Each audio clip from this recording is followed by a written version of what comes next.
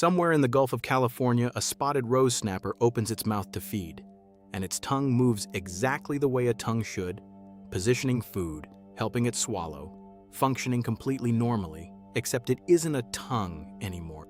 It's a parasite, roughly an inch long, that ate the fish's real tongue entirely, then took its place, and the fish has been using it as a replacement ever since without any apparent sign of distress. This is Cymothoa exigua, commonly called the tongue-eating louse, and it's considered one of the only documented cases in the entire animal kingdom of a parasite functionally replacing an organ in a living host, rather than simply feeding on the host or living inside it. The process begins when a juvenile louse enters a fish through its gills, still small, still relatively harmless at this stage.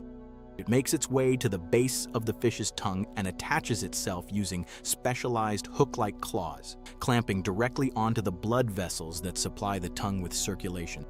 Then it begins feeding, slowly draining blood from the tongue over an extended period, rather than attacking it directly. That slow blood loss is what actually kills the tongue, not the parasite's mouth.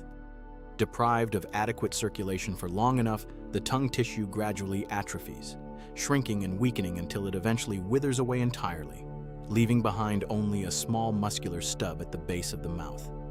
Here's the part that separates this parasite from almost anything else documented in nature, and it's the reason researchers still study this species specifically.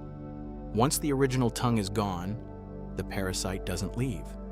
It attaches itself directly to that remaining muscular stub using the same claws it used to feed, and positions its own body to sit exactly where the tongue used to be. From that point forward, the fish uses the parasite as a tongue. It manipulates food with it, positions prey against its teeth, and swallows normally, using an entirely different organism's body as a replacement part for one of its own.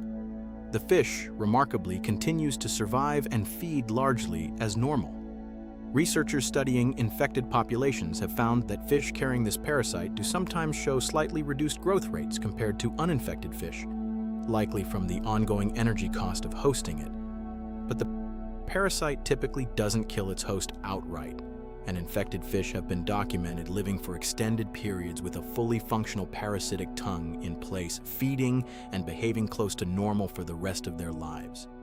There's an additional layer to this that connects to something we covered in an earlier video on this channel: sex-changing fish. The tongue-eating louse itself follows a similar pattern, starting life as a male, and in many documented cases transitioning to female once it becomes established inside a host's mouth, since egg production requires more resources than a smaller, earlier stage male body can typically support. The parasite's own biology mirrors the exact same reproductive flexibility found in several fish species entirely unrelated to it. What makes this parasite so unsettling isn't aggression or venom.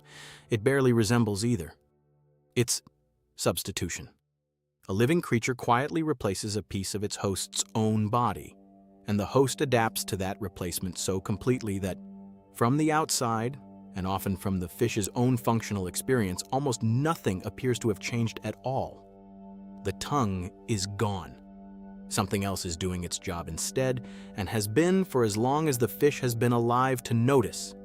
Researchers first formally described this species in the 1800s, but it took modern imaging and dissection studies to fully confirm exactly how thoroughly the parasite integrates into the space its host's tongue used to occupy, functioning anatomically and mechanically like the real thing, without ever actually being one. So the next time you hear about parasites simply feeding off a host from the outside, remember, there's at least one documented case where a parasite didn't just take something from its host. It became the replacement for what it took, and the host kept using it every single day without any way of getting the original back.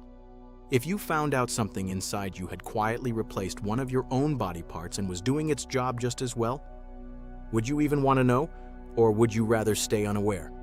Tell me honestly in the comments, and subscribe to NatureCrest for more deep dives into the animal kingdom's most extraordinary and most disturbing parasites.